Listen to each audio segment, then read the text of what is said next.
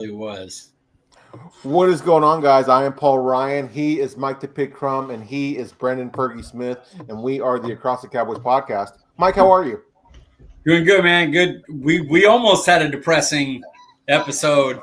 The Guyton news kind of flipped. It went from out for the year and maybe having to look at offensive tackle because you went from an awful season to a torn ACL in camp, and it's kind of hard to go in and go, oh yeah, we're good at left tackle next year.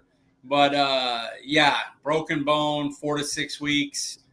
Maybe miss a week or two of the season. We can deal with that. Well, would you consider a Tyler Guyton ACL injury catastrophic, Brenden? Right now, with how your offense looks, yeah, we've seen he's having such a good camp. We're hearing about all his offseason. Like, he's really turning things around.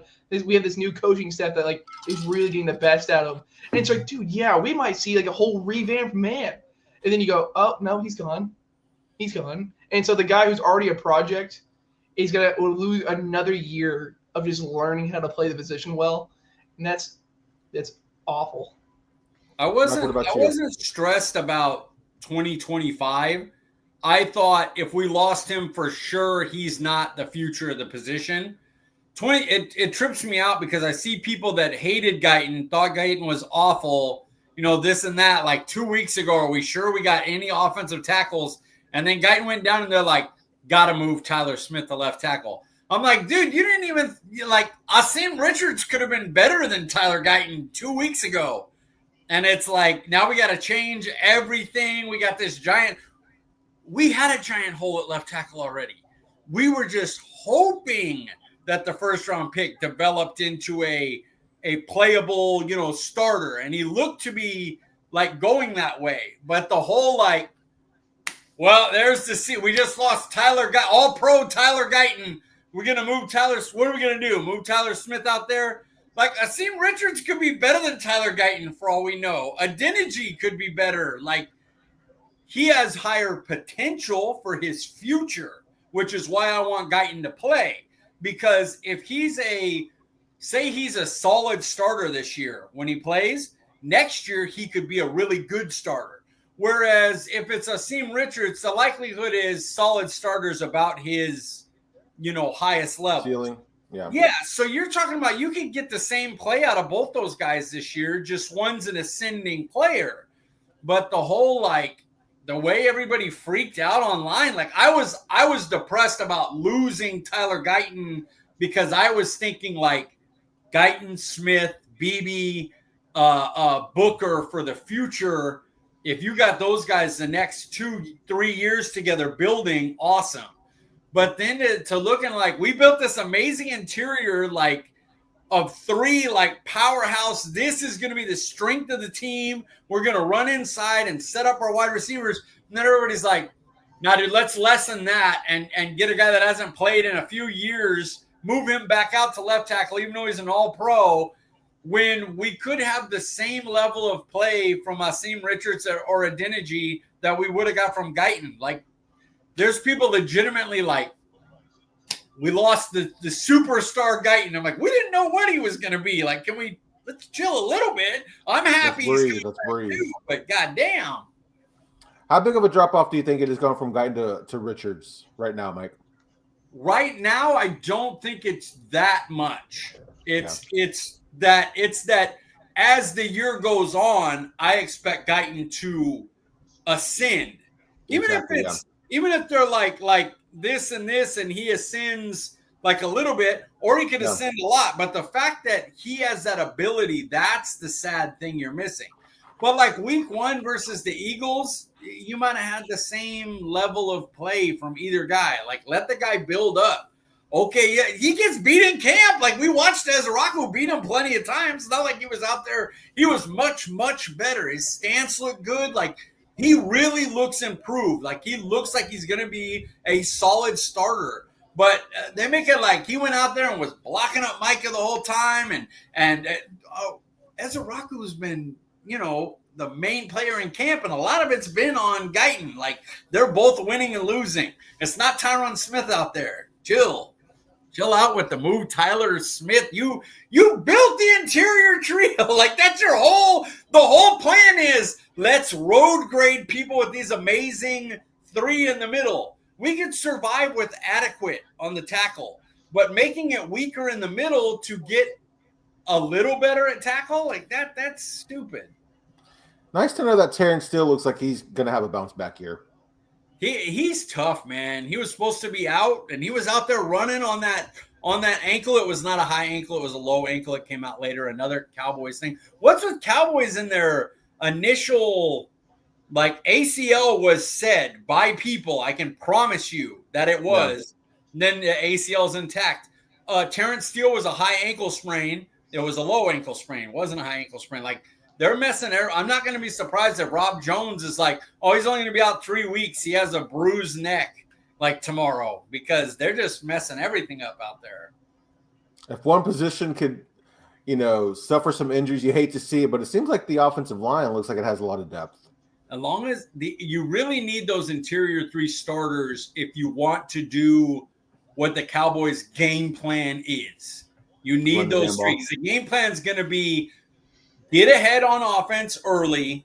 Yeah. Get the defense where they don't have to worry too much about the run, and then be able to wear a team down by running up the middle on those guys, just pounding the defense down to where even if the defense gives up points, by the end of the game, your offense can come down and score when it needs to win the game. Like that's the game plan for Dallas this year. So, just keep those interior three good. We're starting out the pod strong, but before we get into it more, Mike, where can we find you on Twitter, sir?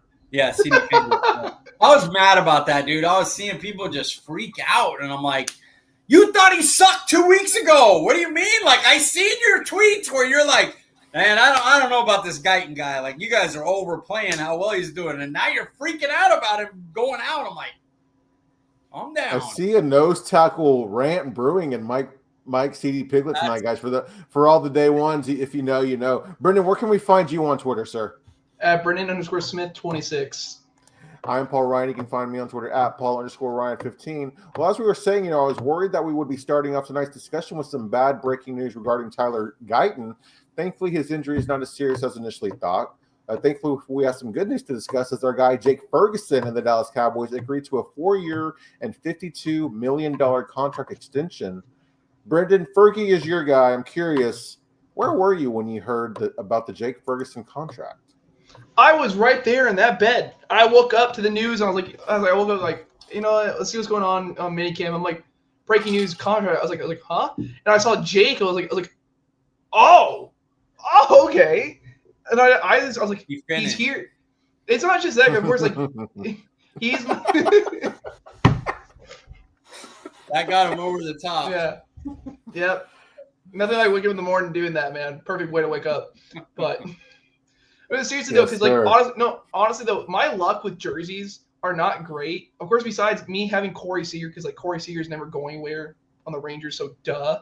But I like to get the lesser, not lesser. I guess you can say lesser known players. And all that. It's more fun for me because instead of seeing you see Dak jerseys walking around everywhere, it's like, okay, cool. Do you know football? You might, but I'm also like, it's Dak Prescott. Everyone knows Dak. So every player is left. I have him and Turpin. Those are the only guys with jerseys that players are still on the team. Basketball, everyone's gone, and all that. So it's just like, damn. And I saw that, I was like, oh my gosh, release another 4 years. I get to wear the same jersey and not to spend $200 again on another jersey. So I'm like, I get to save money and my favorite player stays. Man, Turpin and Fergie getting extended both in the same offseason. That's got to feel good, man. Oh, it feels awesome. Mike, where were you? I got a text from Brenden. He texted our message group, and I was like, oh, really? And then I went and checked, and I think I was just in here doing something, and I was like, sweet, that's it. And then I looked it up, saw it was a good deal. I was like, that's nice. Keep. He's the type of player you want on your team, attitude-wise. So, did you finish painting the ceiling after you heard the news as well, Mike? No, that's only one of us, Mr. Ferg over there. You like how after a few weeks of having guests on, and I couldn't rant or be inappropriate after Shane Carter Like I immediately out of the gate rant and inappropriate first 10 minutes in. Yes, sir. Yes, sir. Back to your old ways, I see. Yeah, I was actually in the bathroom. I like you guys. I saw from the text message from Brenden, and yeah, it was definitely a surprising news. But yeah, I mean that's usually where I see all of my football content is on my phone in the bathroom. I don't know about you guys. So Paul does it in the bathroom, and Brenden does it in his bed. At least we know. I'm unloading in a different way. How about that, Mike? Mike, what would be your first purchase if you signed a $52 million contract? This, if people know me, they know the answer to this. This is easy because it's like my only bucket list thing that I really have. Yeah. I would get the Disney parks around the world package. You take a private jet and you get multiple days at every Disney park. That goes 24 days total. You go to every Disney park. Now that would be absolutely insane, dude. Crazy. I would do that. That is not even. There's not even a second. There's not even like a help the family. Like the first thing I'm doing is getting that, and then we'll worry about catching up on the bills and everything. I'm curious. Have you actually looked into the price of that? I have. I don't remember. I have looked it up though, because probably is it hundreds of thousands? You think? Yeah. It costs a pretty penny because you're talking about taking a private jet. They take you to how many parks is there? 1, 2, 3, 4, 5, 6. What is that? 7? Hong Kong, Shanghai. Well, it doesn't matter. We're not going to get into that. But that would be my thing. I'm not going to drag it out and name every damn Disney park, but I would be going to every one. But I want to wait till the Dubai one opens, and then I want that added to it because I want to go to the Dubai one as well. Dude, I bet the Disney food in like Shanghai and Hong Kong is sick, dude. The Tokyo merchandise is wild. And I don't care if I don't understand anything. You know how much I love Disney? I will learn the language by going there and going, oh, yeah, I know what they're saying right here. Yeah. Brenden, what about you? What would be your first purchase? 1967 Mustang Fastback. Easy. Cool. Nice. Yeah, I was like, not even questioning it. Didn't even have to think about it, huh? Mm-mm. Yeah, I mean, this is pretty cheesy, but of course, being a family man, I would buy enough land for my family, my wife's family to live on. So essentially buying my wife a house, but buying enough land that, her parents could live on there, and her sister and her husband and my mom and my sister and stuff. So look at this guy being a great husband. Look at this. Who wants that? Who wants that? Nobody cares about that. Of course, we all help our family. Screw that. What would you get? Other than you pay off your family and do that stuff, what would you get for you? I would honestly, I would buy season tickets. I'd be a Dallas Cowboys season ticket holder. Like, I know there's a wait list. So, like either Dallas Mavericks or Texas Rangers, I think would be like my selfish purchase. I like it. That'd be pretty fun, man, honestly. Were you surprised by the extension, Mike? I'm honestly right now I'm kind of surprised by anything Dallas does early. Yeah, exactly. Yeah, it's funny because it fits their MO when they're waiting for a big contract to be done. They like sign somebody else underneath it. It's kind of a way to put it. Like, oh, see, we're trying to sign people. This guy don't want to work with us or whatever. But then they said they haven't talked to the agents, so they're just stupid. But yeah, I'd say I was surprised. It's not that it doesn't fit their MO, but I'm just shocked they kind of got anything done, especially something before Micah. When Micah's been so open about like, oh yeah, I want to get stuff done too. It's not like he's been like, I'm going to leave and hold out, and that's between the agent and them. Like, he's been openly going, hey, we're trying, we're calling them. I don't know what to do. So yeah, I was shocked. I was surprised. Brenden, how about you? Honestly, no, Mike's right. This is exactly like their MO. There's a guy who has done well in previous years, but last year had a down year. And so they was like, oh, hey, look, we know what you've done. So we're going to buy into it. You're going to keep doing it. But guess what? You would have gotten like $17 million in the offseason next year. But now we're going to get you for 13. So if Jake does well, then guess what? The Jones is like the smartest man in the room. Like, look at this guy we got for $13 million a year. Yeah. But I'm still shocked because I thought he was gone. I'm like, he'll probably be another productive year, but this is we didn't keep Schultz. I'm saying that we're just gonna keep a turnstile at tight end. You draft one, hey, look, he made a Pro Bowl, and then okay, cool, bye, and then you just go after another one. I agree. I didn't think they'd pay that position. I definitely think what kind of helped was since that wild card playoff loss to the San Francisco 49ers, a lot of thought has been wanting to change the mentality, the mindset of the locker room, and Jake Ferguson fits that mold. And while I was surprised, that Jake Ferguson got the extension, because I wasn't sure if he would be considered a priority for the front office. Of course, for the fan base, I think Ferguson, is easy to say that he would have been, but I wasn't sure how they valued Ferguson. Yeah, I think they liked his mentality. Exactly. Yeah, and he's got the right one for sure. I think that was made clear when that game-winning touchdown catch against Seattle a couple years ago, man. And then going right to what's his name? Coach Schottenheimer brought that up in the interview right after, the first interview after Fergie got it. He brought up that game and that sequence where they were dogging back and forth, and then he went at him and beat him to win the game. He brought that up with his mentality and the way he attacks the game. So that was a big part of it, big culture thing for them. Yes, sir. Yes, sir. Who do you think will be the next player to get extended, Brenden? It's so hard because you don't think it's going to be one of the bigger names, because if they sign a Tyler Smith or Deron Bland, that's going to piss Micah off. Because 13, hey, Jake Ferguson's contract is no small move. Like, we're not going to act like, oh my gosh, this is the guy who's getting the vet minimum. But comparatively to what they're going to make, it's nothing.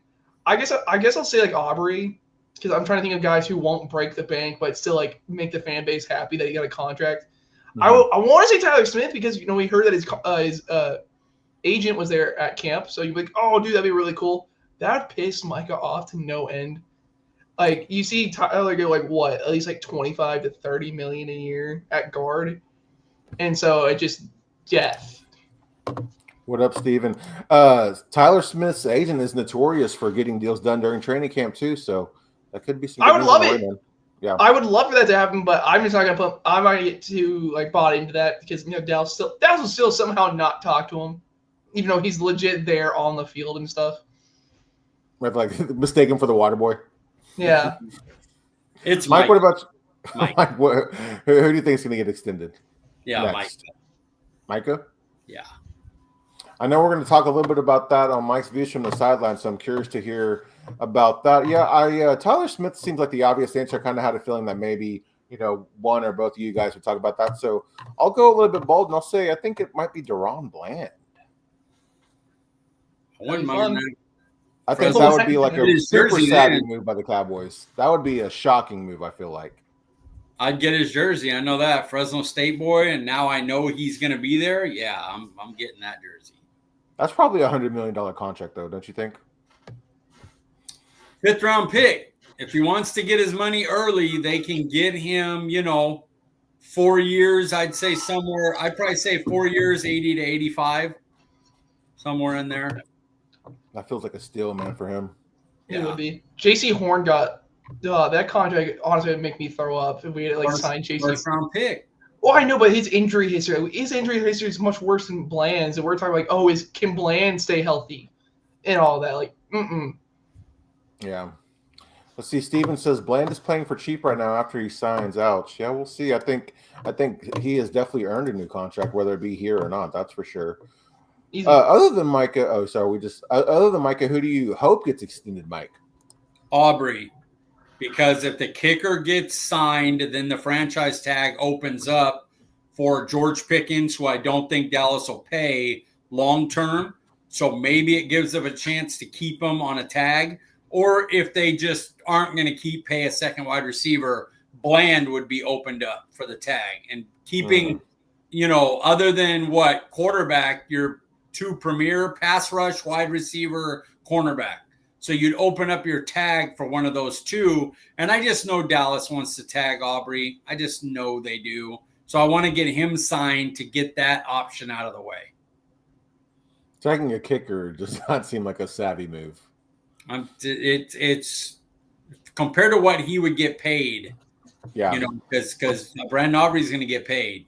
So he's got France, I think, as his agent. So you could tag him and at least get one more, decent year, because top 5 kicker money is not a ton.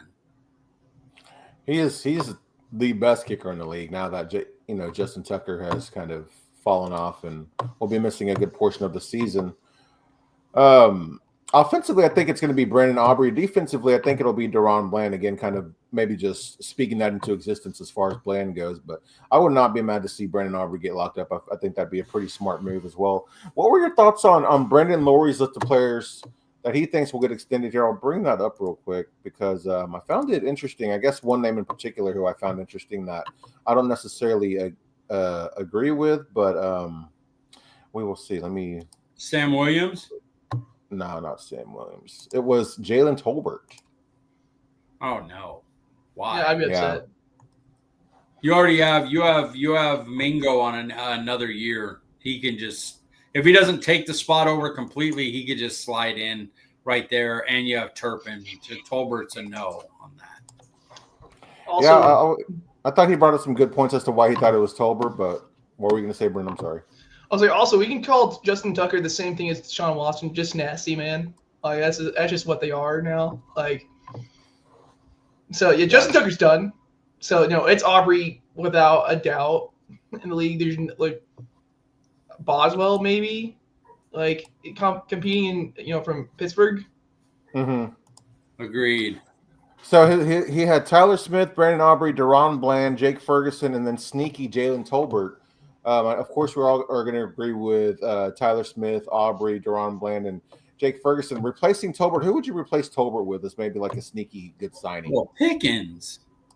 Rather Pickens if you're going to pay a wide receiver, Pickens, please. That would be a sneaky good one, man. I'd love to see that. Don't think it's going to happen this year, especially after Pickens said that he's not playing for a contract or, going to sign anything until next year. But, God, I'd love that so much, man. Yeah, me too. I just don't believe they'll do it. You have anybody else other than Pickens for you? Honestly, fun-wise, no. I kind of want to, already talk about Sanborn because, I have a really good feeling about Jack Sanborn. I really think he's going to be someone for at least the next 2 to 3 years. I feel like he's going to be a guy you go, whoa, damn, he's at the line of scrimmage. Is he going to be, of course, downfield covering? I don't think so. I know he had that good breakup against Tolbert, but I don't think so. But he's going to be a guy you can probably lead your team in tackles, and I wouldn't be shocked about it. So you get him up now because he's going to be cheap as hell if you give him a contract right now, 2 to 3 year extension.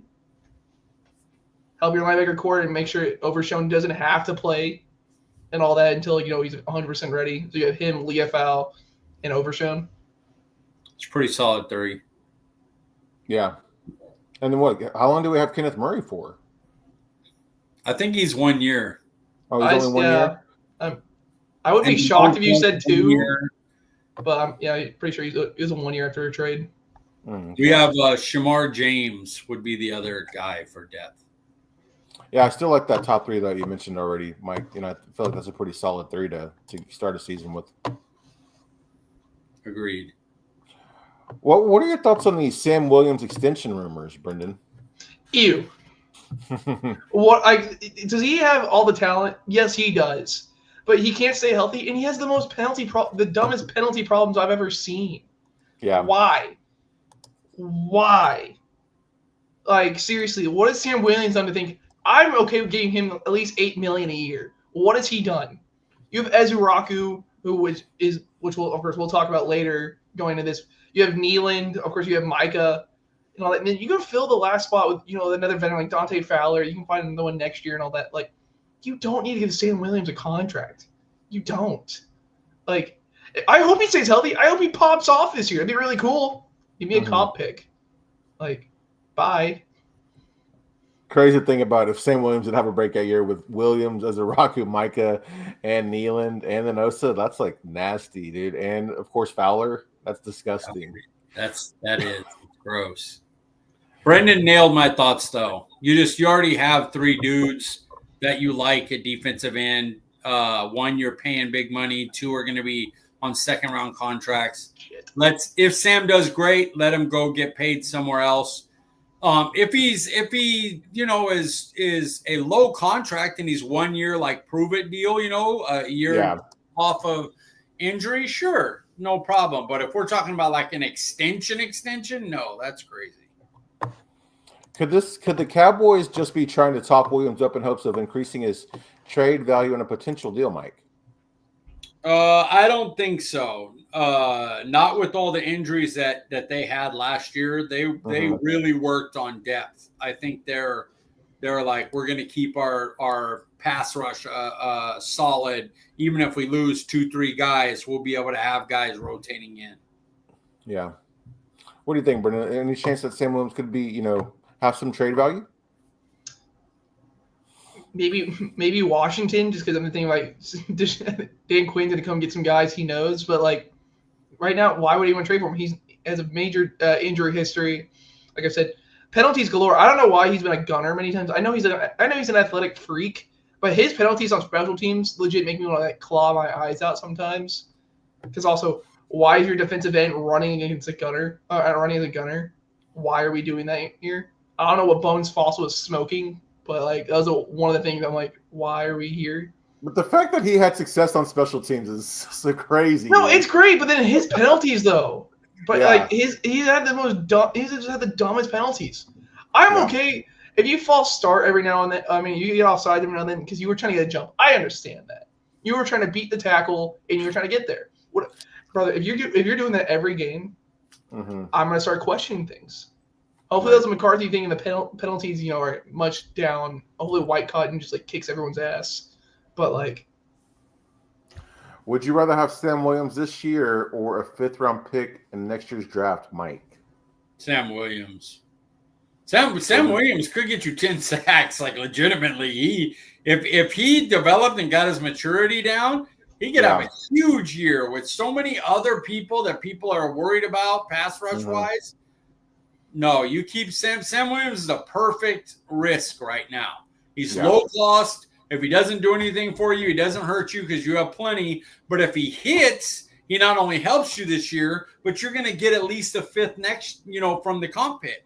Right. So, I know it goes an extra year, but still. Yeah, man, it's kind of, just I get more and more excited about this defensive line, and I really liked hearing what Dax had to say about Sam Williams as well. It would be nice to see him have a bounce back year, but it's seems like kind of all for nothing thinking that we probably won't extend him anyway. That's right. You can get comp picks for people. They're valuable. Yeah, you have a great year and make a big contract. So you probably would rather have Sam Williams. The question is, would Williams be more valuable playing for us, or would you rather trade him for some help in the secondary? What would you rather have, Brenden? Oh, you keep him. Honestly, of course, like safety injuries do scare me. I really hope Wanye comes back soon. But like DB wise, like of course you're scared about Ravel and you're scared about Diggs. Diggs actually is starting to look decent, so I'm actually kind of getting more excited for his return. Kyer Elam, I keep stopping myself because I know we have other points in the show. We're going to talk more about people, but like Kyer Elam looks great. You have Bland and all that. I've heard nothing on Kalen Carson. Honestly, so that's kind of weird. I've heard much more about everybody else other than Kalen Carson.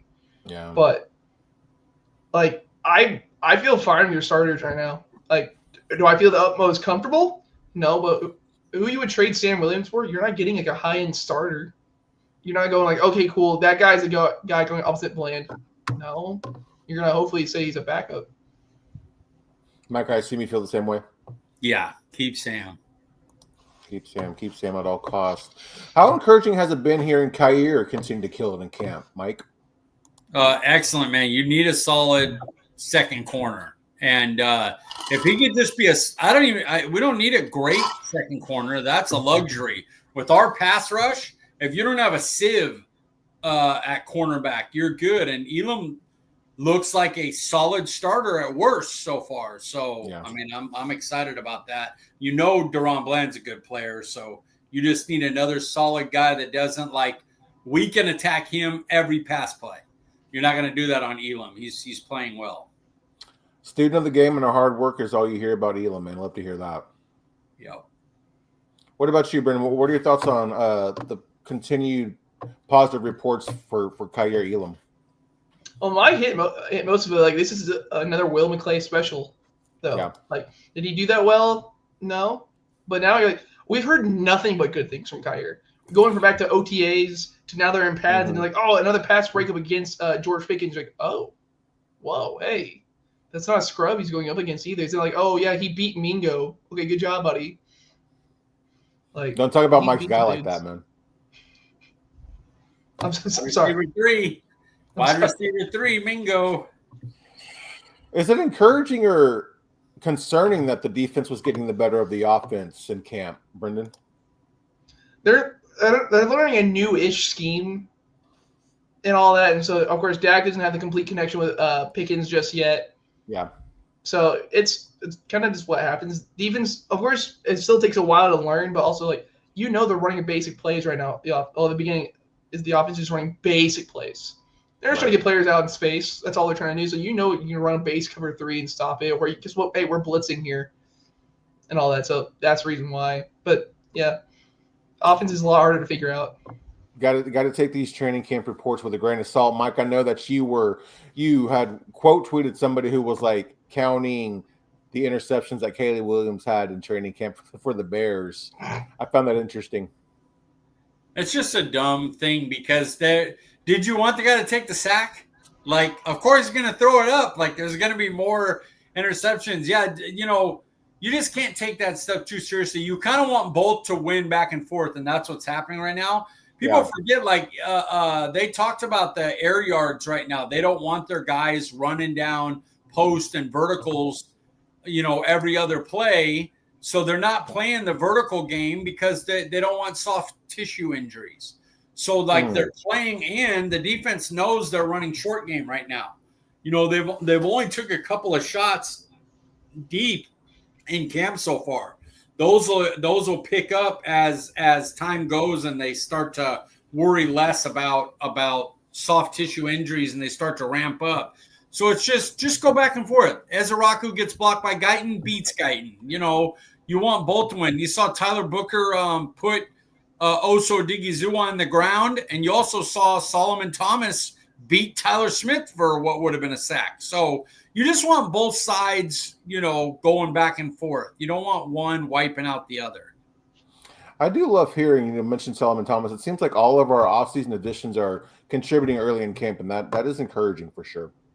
They needed depth pieces. Like last year was, the mix of not signing anybody, losing all those players, and then the injuries, totally cooked the team. Like, they went out and made sure, like, Peyton Turner is a solid depth guy. Like, if he's down your line and you lose 2 linemen, bringing him in and, he's versatile enough to move up and down the line and stuff, that's a good signing. It's a good piece. They didn't go out and get a superstar one technique, which would have probably helped more than even the depth. But both of them do help the team in different ways. So I want to give them credit for the things they did do. Absolutely. Speaking of training camp, Brenden, what's been a couple of your favorite stories, reports have you heard out of? Let's do 2 or 3 each. Give us one of your reports that you've been. So are we gonna do like our top 5? Like, I'll do one, and then we'll go like in order, and we'll keep going. Are we gonna do it like? Are we doing it like that? We'll each just share one, and then if you have 2 or 3, then. Okay. Well, then I'm gonna start off with the most obvious one for me. It's Jake Ferguson's contract. Like, I know we already talked about it, but it had to be part of my list. Like, of course, he gets solid money. He's come back healthier. Apparently, he's leaner now, and all that. And so I'm pumped for him to see him in the seam game again. So a low-key, sneaky good signing by the Cowboys, man, for real. Like, you think about what he's able to do, what he does in the locker room, the mentality that he has. It's like such a steal to get him at that price, man. And Scoons continues to look worse. Is that what you've been hearing? Because I have heard some good reports from Scoon. No, I'm just saying the Scoon pick. Like, use a second round pick for a solidified tight end number 2 now. Right. Yeah. Definitely wasn't crazy about him. Like, sounded like being outplayed by Span Ford either. Yeah. Mike, share us a story with us, or a report a story with us. I'll do the tight end room. Ferguson getting paid. Schoonmakers played well so far, even though I agree with the pick for probably a tight end 3. Looks awful, but he has been playing better. We know what Brevin Spanford's been doing, and just on his size alone, if he brings anything to the receiving game, he could be gross as a tight end too. So that tight end room has been one of my top storylines. Yeah, a sneaky could be really, really good group for us. I have to go with we talked about him just now, but Kyer Elam just killing it in camp, man. As much as we need secondary help, knowing that he's having a good camp and you just hear about his character and work ethic and everything, I think that's a big win for the Cowboys for sure. Yeah, agreed. My number 2 is I liked CeeDee Lamb's confidence in himself and, making the comment that he wants to remind people about what he and Dak are capable of. I loved hearing that. Yeah, me too. Motivated Lamb with a healthy quarterback is very exciting. And an actual, big-time threat opposite him and possibly a running game. Yikes. And then Jake Ferguson, dude. Just so absolutely nasty with an improved offensive line. Yeah, nice. Mike, what's another story or report? Motion. It was tracked by Vach in the padded practice. Mm-hmm. He said he did it, and it was 90-something% of their plays were with motion. And they always heard them going, oh yeah, we're gonna motion more, and it went from 10% to 25%. And it's okay, you still do the lowest in the league. 90% of their plays had some kind of movement pre or as the ball was being snapped. That is exciting. Yeah, those little wrinkles, man, make such a big difference. What's another story for you, Brenden? Oh, well, I'll have a third one, which kind of goes off with Mike said, but I'll go off with my second one. Another low-hanging fruit. It's Donovan Ezeraku. Dude. I know it's oh my gosh, he's not beating off a bull rush. He is, but that's not his main thing. His speed is insane. As far as the clip comes from when we was talking about Dante Fowler, they were talking hey, meet you in the backfield. And then he goes, I'll be there first. And he goes, where were you? To Dante Fowler, who's fast as hell. Dante Fowler is no scrub when it comes to being an athlete. And Donovan Ezeraku looks like he should have been a first round pick because everyone knows he should have been a first round pick. And so hopefully, when it's all said and done, Mike's contract's done, you have those two for your third down passing downs. Okay, who's gonna be there first? I don't know. Yeah, that was my main story, but I knew somebody would bring it up, so I'm I'll do other stuff. And I really just want to talk about. I love what I'm seeing from Donovan Ezeraku. That just gets me pumped. And then my last one, I had 3. I came prepared. I don't know why I said Mike. I meant to say Brenden. Sorry. I had 6, but I was I'm just gonna pick 2 of them. No, you're good, Paul. Mine is with the offense as well, but mine's more talking about the use of Devontae Turpin. He's getting reps at running back, which, man, we don't have. Of course, you have Jaden Blue, but man, we don't have speed at running back. Mainly last year, you had nothing when it came to speed at running back position.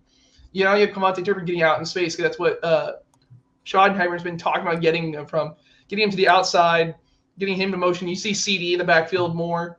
You have no idea what they're going to do back there. Devontae Turpin's back there. It has to be a screen.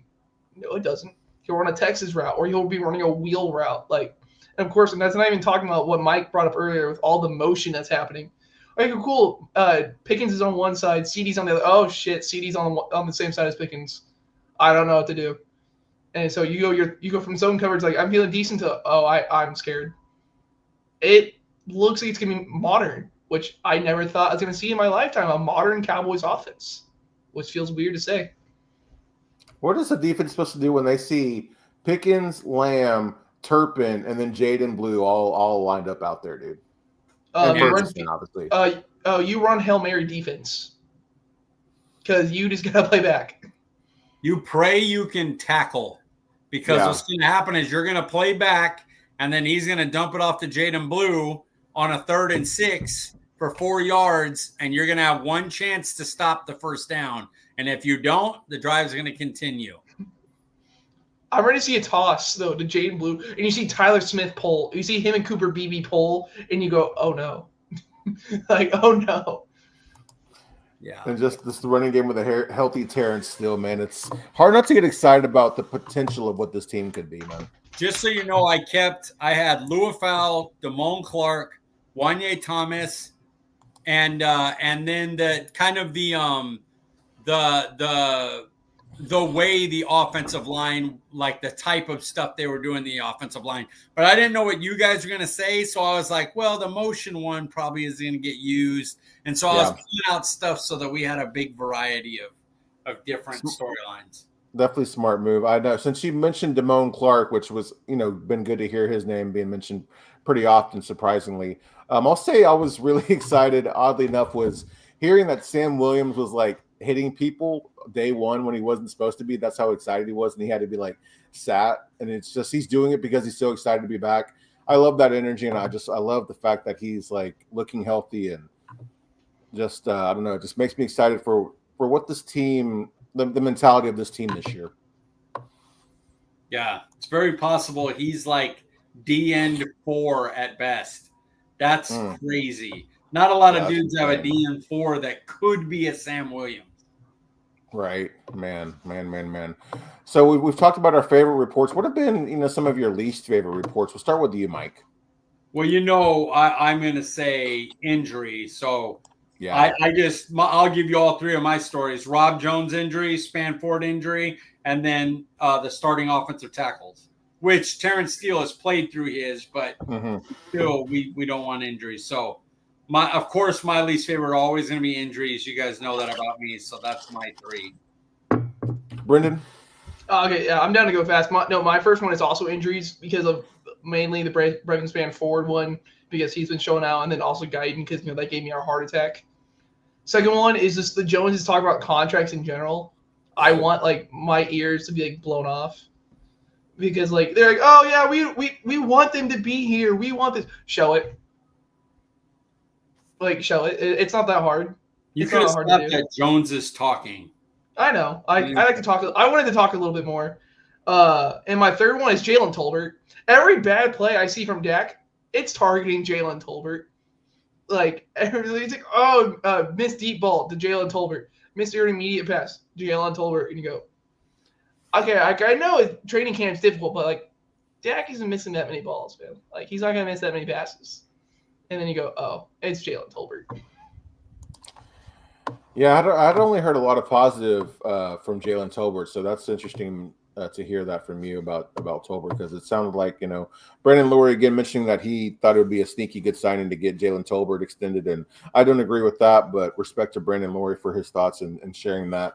But yeah, that's interesting. For me, it's Mazi Smith not being mentioned in any way, a positive or negative about, doing anything in camp. And then, of course, Micah Parsons and the Cowboys not being close to a new deal, or at least from what I understand. And like you guys mentioned, all of the early injuries, man, have been those are reports you don't want to hear. So yeah, kind of on the same thinking here. Pick one player to break out for the rest of camp, Brenden. Javonte Williams.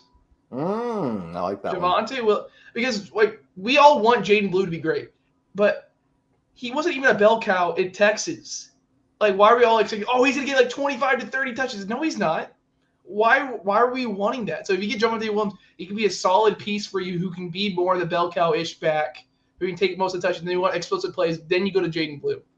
So if Javonte Williams shows he has something, oh, hey, we have a running back.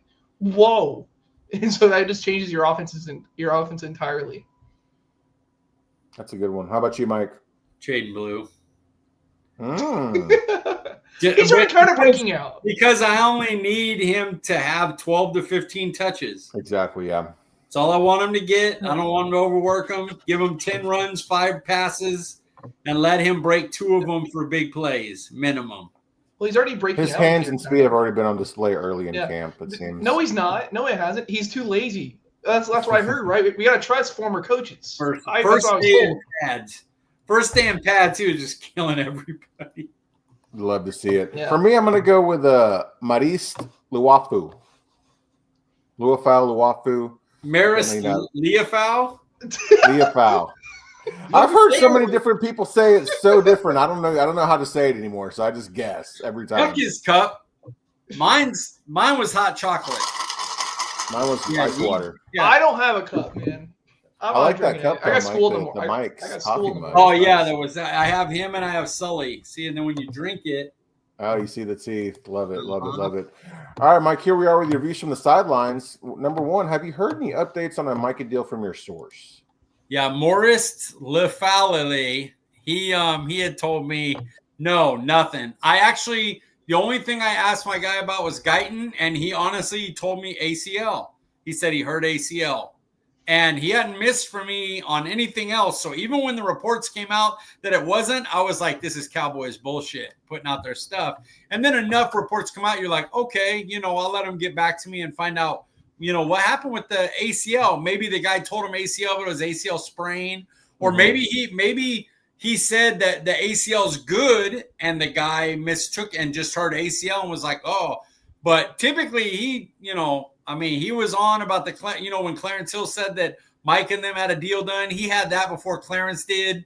Like, he's been money. He knew the Lamb deal. He knew the Dak deal. So when he said ACL, you guys know I was texting you like, nah, dude, we're fucked. It's ACL. Like, I trust that guy 100%. But no, nothing on Parsons. He's kind of tired of this. He knows what's going to happen. Within the next 3 weeks, they'll give him everything he wants, and it's just an attention thing. You have to remember, during the Lamb and Dak stuff, they had the deals done. The guy had told me 10 days before. I was telling you guys, like, yeah, they're waiting. They're waiting to release it. Their shit's done already.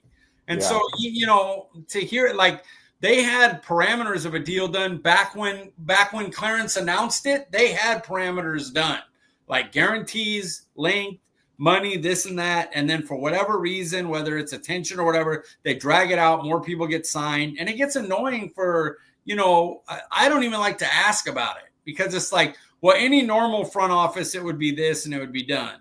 But we got dumbass, that wants to drag it out so they can be on First Take, which First Take would find something else to talk about anyway. So just get your stuff done. Jesus. Which player injury are you most worried about?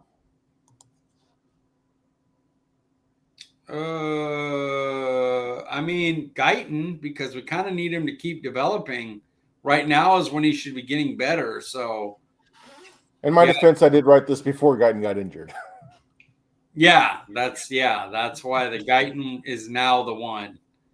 The other ones, I'm not too worried about. Brevin Spanford and Rob Jones is a good depth piece, but we can survive losing him if we don't lose another piece or two or one of the main interior three. Yeah. So, I'd say Guyton. We'd like him to get as much snaps and repetition as possible, and that puts that on hold. All right, and last but not least, is Christian Weirdo Wilkins a possibility for the Cowboys?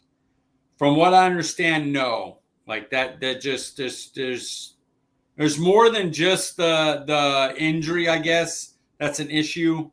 And so, no, that's not, at least not anywhere near now. You would have to get healthy, get back, and not want to take a lot of money because he got some from the Raiders, from the NFLPA, doing a thing and making sure he got some money back. So, no.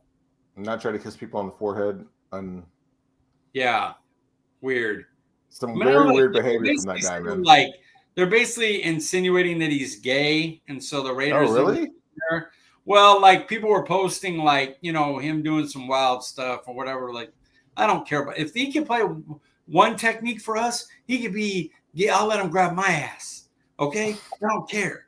That is irrelevant. Is he coming back from injury and doing, what he needs to do? That's what you have to worry about. The other stuff is, I don't care about all that. Ezuraku, Wilkins, Osa, and Micah Parsons, dude. Bro, Dante Fowler had 10.5 sacks last year. I know, but I'm just saying, that's starting 4. That's nasty.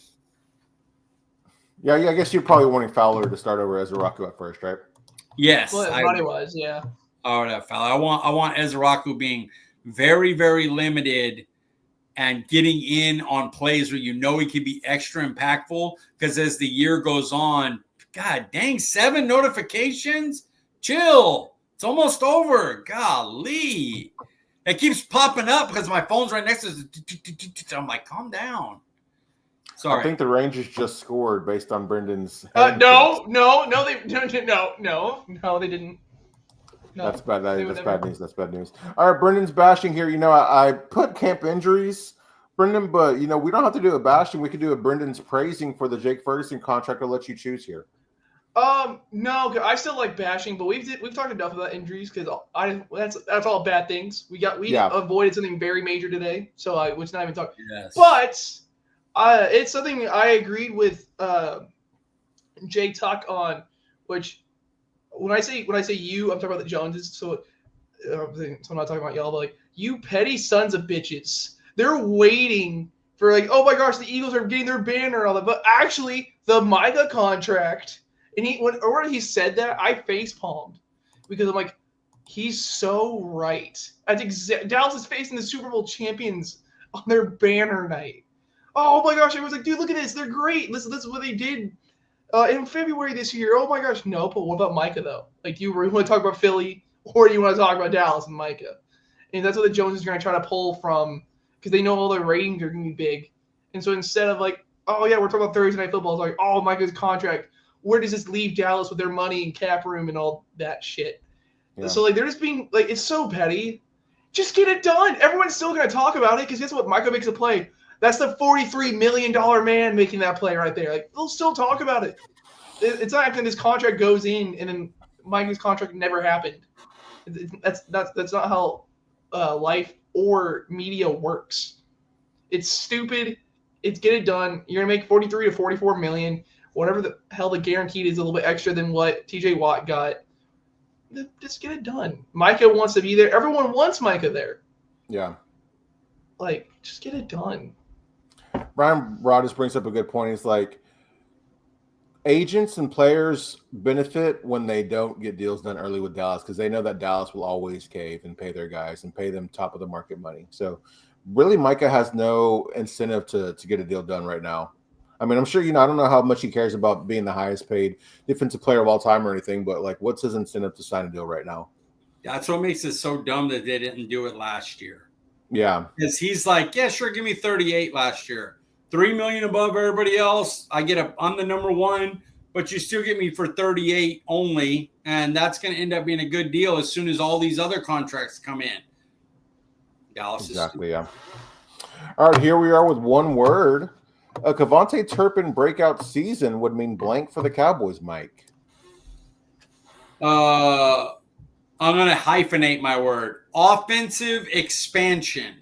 Okay. So you know what he is as a kick returner, and you know he's a big playmaker, but can you do things to get him more touches regularly instead of week 1 he gets 5, then 2, then nothing, then 2, then he gets 5 again, then he doesn't get hurt of, he gets a combined 3 over the next 5 games. Like, consistently get that man 5 touches minimum per game. Yeah. And I don't mean per game, like at the end you go 8 this game and 2 this game and 3 this. No. 5, every game he touches the ball 5 times minimum. Mm-hmm. Absolutely. Brandon, what about you? I would like to just rerun back. My Brennan's bashing should have been all Jock Peterson hate. It should have been that. But okay, but with the bases loaded or something. No, 2 out with the runners on second and third, and he didn't do anything. That doesn't matter. My word is excitement. I honestly, I had a tough time thinking of a word for it. Yeah, like it's like, but it's like we've been begging for the explosive plays. Like we've been like, dude, just give us at least. Because Dallas last year was like somewhere last in the league and all that, right? Like, dude, just like let something happen. I don't care about these 5 yards down the field and all this crap. Like, please, God. But then now you have a dude with electrifying speed. You have an all-pro returner in your backfield. He'll be there in the slot. Like, you can get something going with him, and because he's shown he can. And now you have a head coach who goes, I want to use him. I've been pushing for him to be used. So it's excitement. Talking about sneaky good deals, this could look like a really, really good deal for the Cowboys too, man, at the end of this year. Yeah, it really could. The way Schottenheimer's talking about using him. Yeah, exactly. And just what he's already done, he's already earned a deal like that with what he's done in his career without even being used properly. You know what I mean? Yeah, agreed.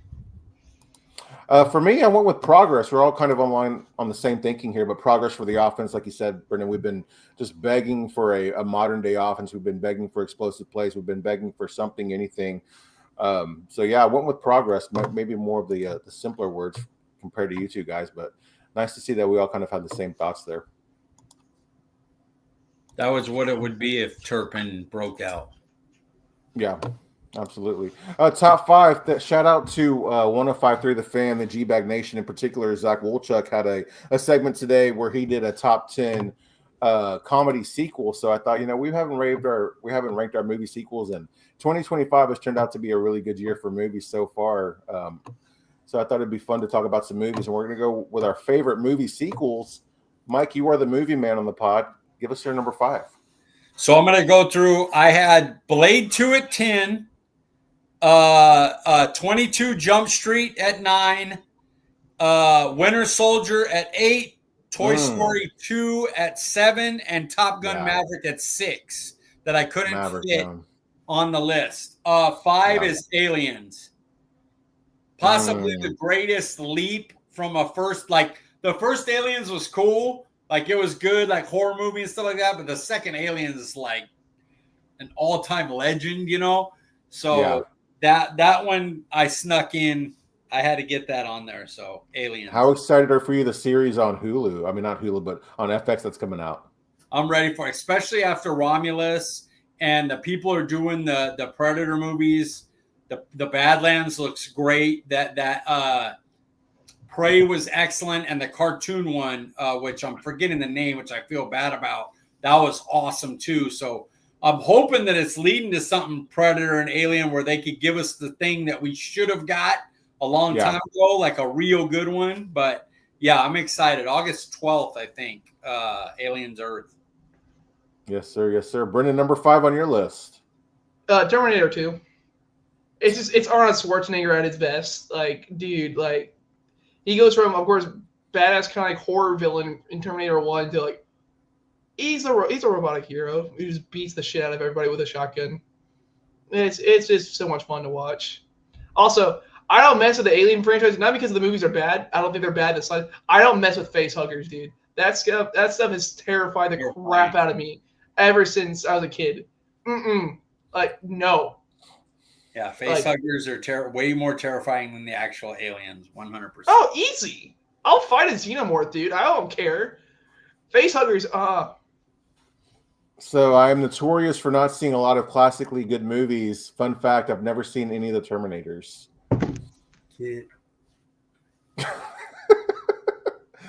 What's that? Oh, just that is a pillow I want to throw at you. I'm 22, right? I would like to point this out. I am 22, sir. Yeah. Your list is going to be terrible. It's not. If you don't have Terminator, so Terminator 2 is not even on your list. That's wild. Guys, I knew it was going to be on y'all's list, though. Yeah, and I'd like to point out, Paul has the idea for every top 5 list, unless he's not on, because then Mike and I will talk to each other what we should do for a top 5. But if Paul's here, he makes the top 5. And so it means he thought of the sequels, and he hasn't seen Terminator 2. I know, it's a shame on me. Maybe Terminator and Terminator 2 or something I can watch with my son for his first time. It'll be our first time. I think that'd be kind of fun. Just go through your horrible list, okay? I would like to get some honorable mentions on my list, kind of like you did, Mike. Honorable mention: Home Alone, Lost in New York. Such a good one. I will go with Teenage Mutant Ninja Turtles. The Secret. I believe it's called The Secret of the Ooze. One of my all-time favorite Teenage Mutant Ninja Turtle movies. That for those of you, if you know, you know. We're slipping. And I had another one, but I forgot to write it down. So number 5 on my list, Mike, you'll probably hate this, but the reason it's on here is because I didn't have a lot of high expectations after how good the first one was, but the second one might have been just as good. Maybe some might say better. Smile 2. Oh, I hate you. I already. You don't have. Oh my God. I mean, Smile 2. Okay. Did you hear the names of the movies I just dropped on you? 22. I have a good list. I promise you're going to see. Oh man, yeah. I mean, you had some classics on there, bro. I mean, it was okay. You know, movies like that though. Already, those aren't your types of movies. Yeah, I don't even think you really care for Smile. Just go to the next one. What is 4? Jesus. Number 4 on my list: Ace Ventura 2: When Nature Calls. Okay, solid. That's pretty good. I like that movie. Didn't make my top 10, but I'm not going to hate on Jim Carrey. Brenden, number 4 on your list. John Wick Chapter 2. Like, it's his Keanu also at his most badass. Like, just from that franchise alone, I've seen so many kills that I'm like, oh, I don't know, you could do something like that. And you go, okay, cool. That's pretty awesome. 3 is the best one. 3 is so... I mean, they're all good, but 3 is crazy with the dogs. Bad. Yeah. All right, number 4 on your list, Mike. Dark Knight. I mean, it could go as early as 1. Dark Knight's elite. It's basically flip a coin and put Dark Knight wherever you want to. It's one of the best sequels of all time. So, yeah, it had to make the list. It just happened to be 4th on this one. I know it wasn't in your top 10, but where do you stand on Batman Returns? Solid. I don't think it would be in like my top 20 sequels, but it's a good. I love Tim Burton's Batman. So I would have to go through. I would have to go through. Maybe 15 to 20, maybe in there. Do you consider it a classic though? Danny DeVito Penguin. Pretty iconic, bro. And Michael Keaton is Batman. Yeah, I'll give that classic. I'll give it a classic. Yeah. Shout out Danny DeVito as Penguin.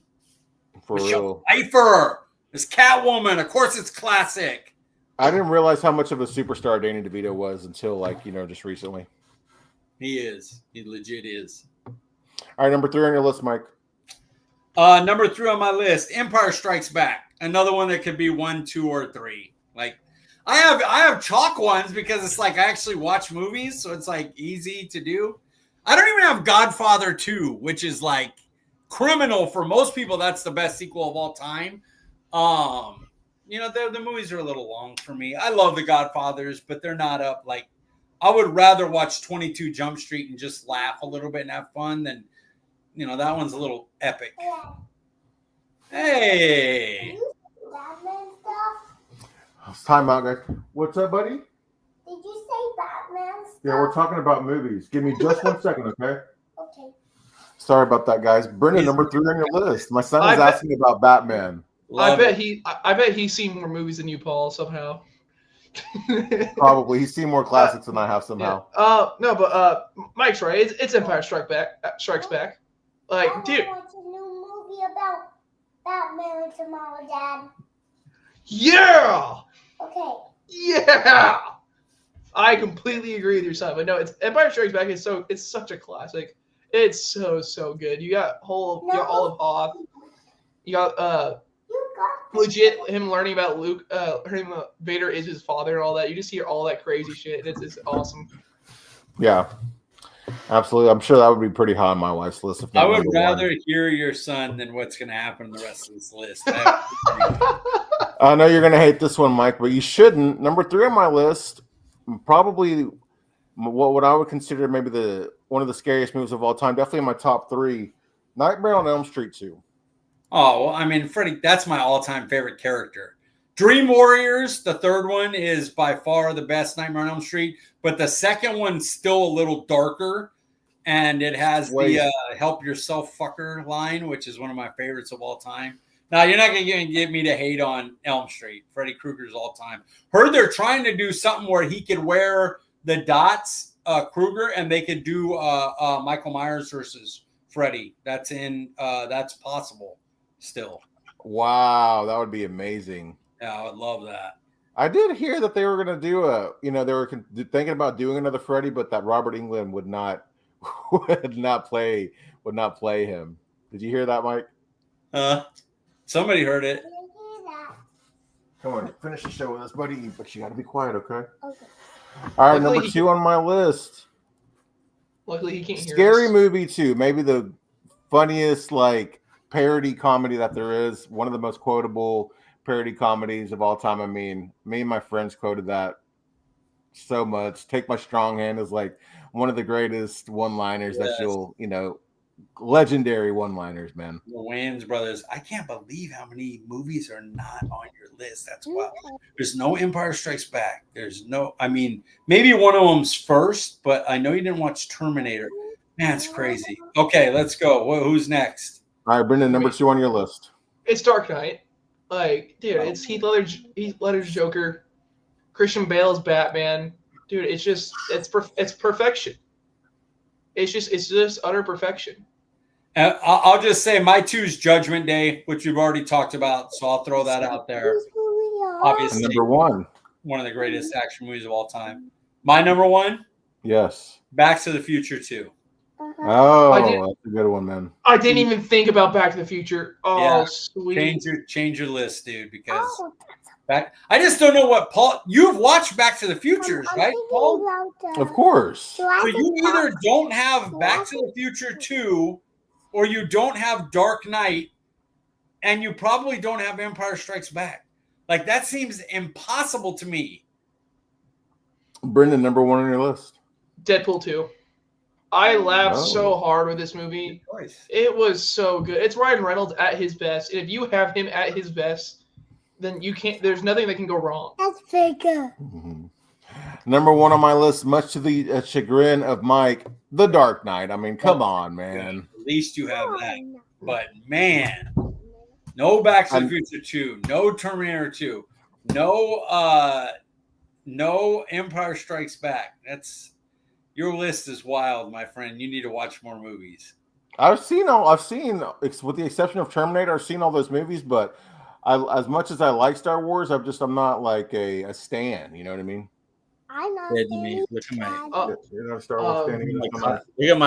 Look at my calendar. Look how busy I stay. Get yourself a calendar and keep yourself busy like that, people.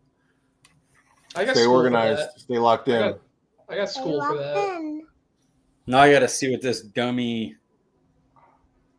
notifies. Well, guys, as always, I enjoyed tonight's conversation. My son, I think, is out of bed when he shouldn't be, so we got to wrap this up. Before we get out of here, Mike, where can we find you on Twitter, sir? At CD Piglet, guys, nice and easy. And I'm not giving you my Snapchat because I don't want a billion notifications in the middle of my podcast. Brendan, let them know where they can find you, sir.